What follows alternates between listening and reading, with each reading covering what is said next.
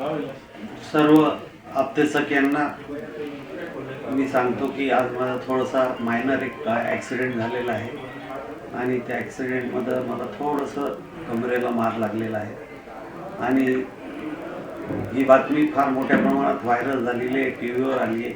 माझी सर्व आप्तेसख्यांना विनंती आहे की माझी तब्येत चांगली आहे आणि कोणीही त्याची चिंता करण्याची गरज नाही आहे. आपण मला भेटण्याचा फार काही कोणी प्रयत्न करू नका.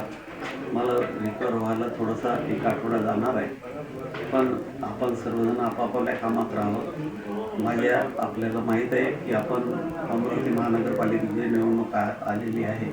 उद्या आपण आपला मेळावा घेतलेला आहे. माझी आपल्या सर्व कार्यकर्त्यांना विनंती आहे की आपण मेळाव्याची तयारी करावी.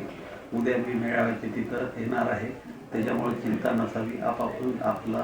सर्वांनी आपापल्या कामाला लागावं एवढी विनंती करतो. धन्यवाद.